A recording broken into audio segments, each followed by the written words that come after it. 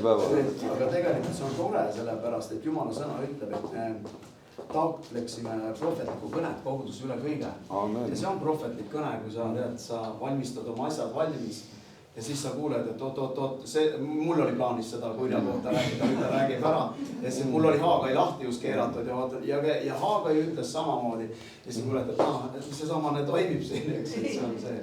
Jumal ütles, me oleksime agarad vaimuandide taotlejad, nii et Jumal on tegemas vägevat tööd just nimelt igas koguduses ja on ta tegemas oma tööd. Ja ma sain ka mõned kirjakohad, et meie jaoks, teie jaoks, aga ma mõtlen 18 on selline huvitav vanus. Mina sain 18, minule seondus see millegagi, kus on isa auto. Isa auto.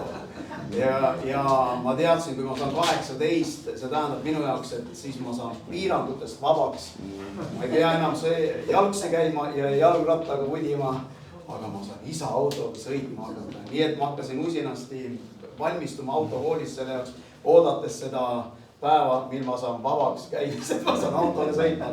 Kui isa tuli õhtul koju, kell oli 11, alles jõudis koju ja ma sain selle auto ja ma ootasin, siis ma olin saanud 18.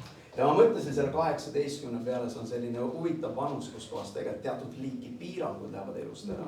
See on tegelikult õigus teha oma valikuid. Mõned noored kasutavad seda valesti, nüüd teevad rinnakummi, ütlevad, ma võin poes ka õlut juua nüüd. Või osta nüüd võin mina ka, eks, igaüks kasutab seda aega.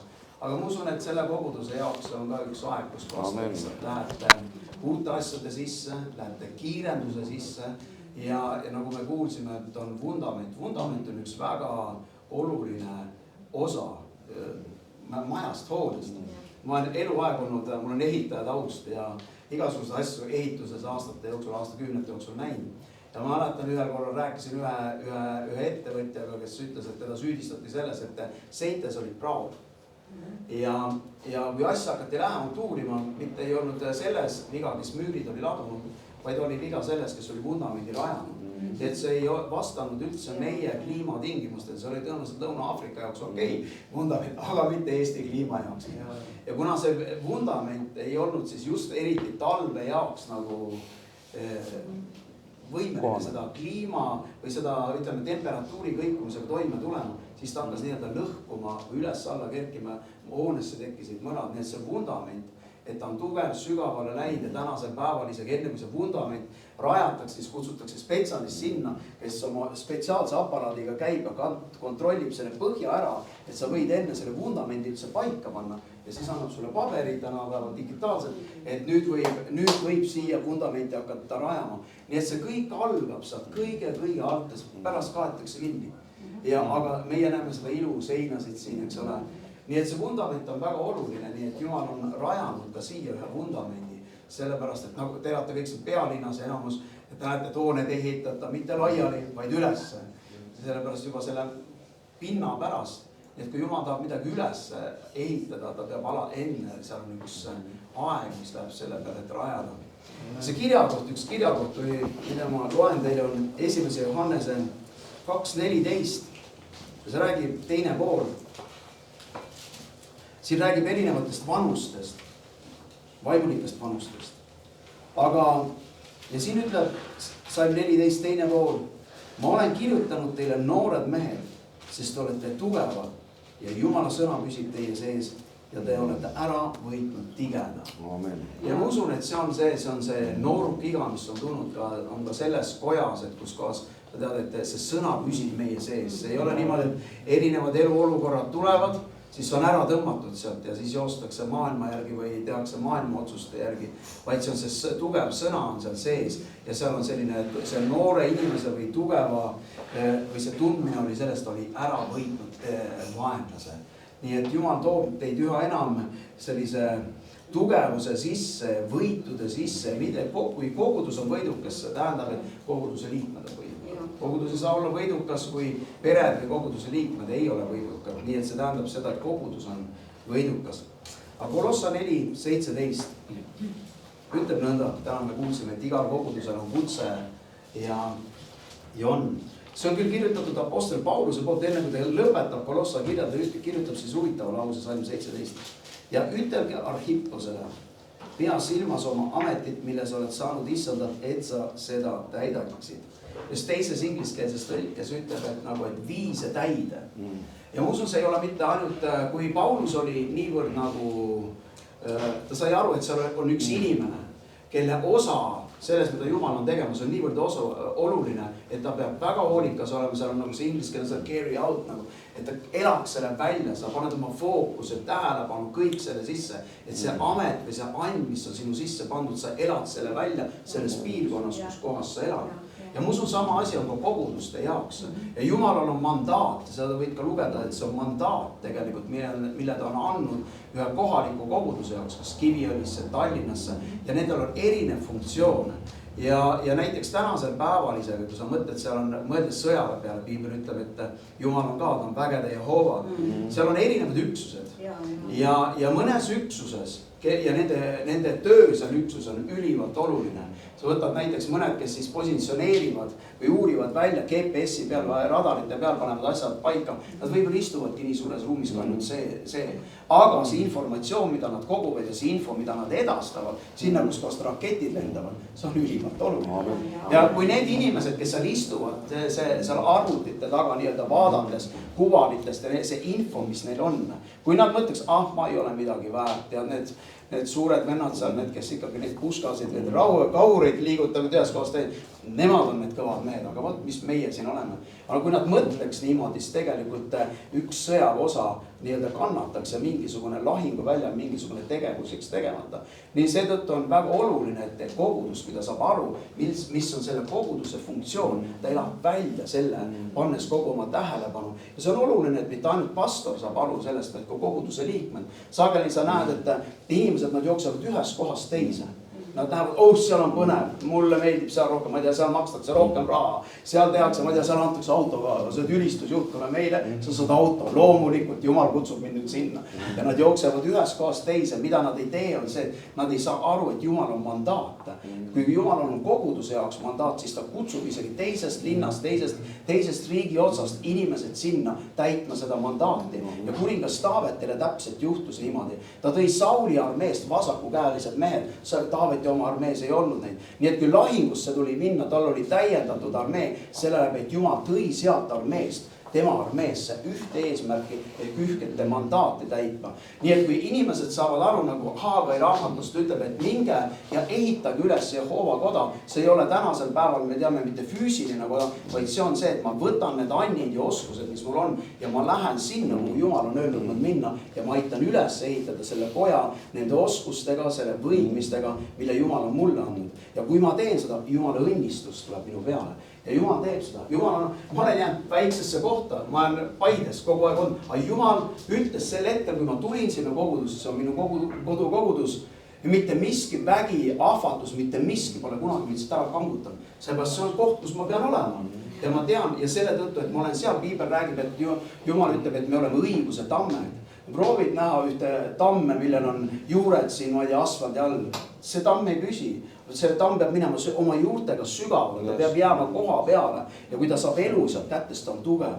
Et ükski torm ei murra teda puruks. Ma olen näinud neid kuuski, mände tee ääres seal. Need on puruks murtud, proovi seal tammest jagu saada, ei saa. See on niivõrd kõvasti seal kinni. Ja see on samamoodi, me peaksime oma eludega olema selles koguduses või selles mandaadis, kuhu Jumal on meid kutsunud täiesti südamega kinni. Ja kui me teeme seda, seal on edu ja seal on kordamine.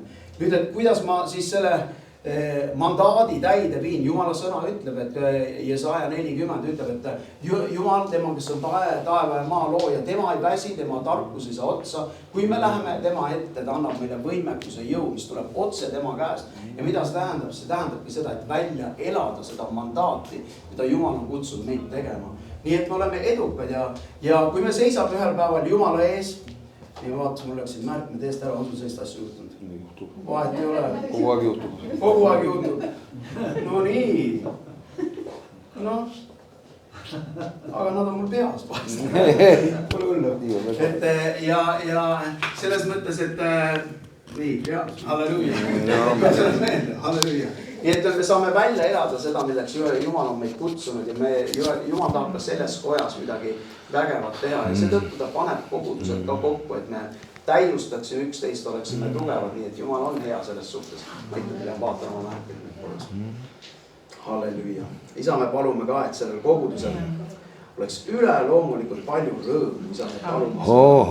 Jumal, sa oled öelnud oma sõnas, sinu rõõm meie sees, Jumal. See on meie jõud, see on meie tugevus, me täname sind selle eest. Halleluja. Projekti alla uussu kuti panato konosta. Halleluja. Sekita lavanda, zontera menafa. Menjiko dulci itama sundele mande lifanama. Zonteri paratito voroteta vivanja. Sinto bonice tita ba. Zonteri prabanda lifanamo gusto leci canapuci. Simbrodeas, isto bronge jana. Halleluja. Halleluja. Isa, me palume kinnita igat inimest, kes võib-olla siin või hiljem vaatavad, isa, ja nende süda ei ole veel võib-olla kindel, et kas see on ikka see koht või ma ei tea, isa, aga kui nad peavad olema osa sellest tööst, isa, me palume kinnita neid südameid ja näita neile, isa, nõnda nagu sa oled rääkinud. Isa, ma palun seda Jeesuse nimel. Halleluja. Ma räägin ühe tunnistuse korraks. Praegu tuli meelde, pidite võib-olla märkida ära kadun korraks. Meil oli juttu siin Eeliast ja Eliisast. Ma mäletad, see COVID aeg oli vahel. Ma tean, kõik soovitakse, et nad oleks ammu ära unustanud selle ajasest asja. Kuna meil ei ole olnud sellist asja, kõik räägivad. Lihtsalt COVIDit, seal oli nii palju loksutamist ja kõigutamist. Ja ma läksin Jumala ette, mul meeldib tema käest vastuseid saada, sest infot oli igast nurgast väga palju. Ja seal oli 2 kirjakohta, üks oli see, et ma sain Timoteuse kirjast ja kirjakoha, kus Jumala sõna ütleb, nad ei jõua enam kaugele, sest nende hullustus saab avalikuks kõikidele inimestele. See vastas mulle, see on hullustus, see on midagi, mis saab varsti ilmsiks, see on praegu peidetud, ei läingi kaua aega mööda, kui see asi tuli välja. Teine kirjakoht, mille Jumal mulle andis tegelikult, ma lihtsalt olin ühel õhtul kodus, lugesin seda, kuidas Eeli on taevasse minemas. Ja sa tead seda lugu ja seal on Eeli ütlemas Eliisale, ma lähen nüüd Jeerikosse ja sina siia. Ja Eliisa ütleb, ma tulen kaasa. Okei, tule kaasa. Teine kord ütleb, ma olen Jordani äärde, sina ja siia. Ma tulen kaasa, see olid erinevad kohad. Jumal hakkas mulle rääkima sellest läbi, et kuidas olla haavitud pastor Kennetiga. Ja ta rääkis, et tema on mees praegu sinu elus, sa pead teda jälgima. Nii kaua, kui sa teda järgid, sul on turvaline, sest ma olen selle asja niimoodi paikaman. Ja ma näen ja ma loen ja ma näen seda mustrit. Ja miks sellepärast, et see on oluline, et iga üks, kes me koguduses käime, Jumal peab ise meile rääkima. Ja kui Jumal ütleb, ma tahan, et sa oled seal, ma tahan, et sa käid seal, siis tegelikult midagi toimub vaimusfääris. Jumala jaoks vaimsed asjad ja vaimne sfäär on väga oluline. Jeesus ütles, minge sinna, oodake, püha vaim tuleb maa peale. Püha vaim ei tulnud enne, kui üks väga oluline asi sai paika pandud. Üks mees oli süsteemist puudus. Ja see mees oli Juudas, Piibel ütleb, et oli lahkunud oma positsioonist. Ja niipea kui Mattias tema asemele sai toodud, sai positsioon nii-öelda kindlustatud, asi sai paika pandud ja Jumala vägi sai maa peale valatud. Nii et sellised asjad on ülimalt oluline ja see on mu palve teile praegusel ajal ka ja et Jumal kinnitaks isiklikult teie südameid, et te saaksite enda sees olema niimoodi, sa saad aru, et see on see kodu, milles ma pean olema. Et see on see paik, millest ma pean olema osa või see on see töö, millest ma pean olema osa. Ja kui sa saad aru, et see on see töö, siis sa paned 100-ga edasi või 200-ga edasi. Kui sa oled see 18 on need load kätte, liigud edasi koos Jumalaga ja Jumala õnnistus tuleb sinu peale. Sest mida ma tahtsin öelda? Lõpuks, et kui me seisame ühel päeval kohtupäeval Jumala ees, Jumal ei küsi, kui suurt tööd või mida sa tegid ja mis see võti on, kas sa oled ustav sellega, mida ma sulle andsin teha. Ja see on see, mille eest me aru anname Jumala ees, kas oli see suur või oli see väike, vahet ei ole. Vahel jääda väiksem asja juurde ustavaks on keerulisem, kui olla osa suuremast asjast. Aga Jumal vaatab mida? Ustavus. Ja see on, kui ta leiab ühe ustava inimese, ma ütlen, õnnistused tulevad selle inimese peale.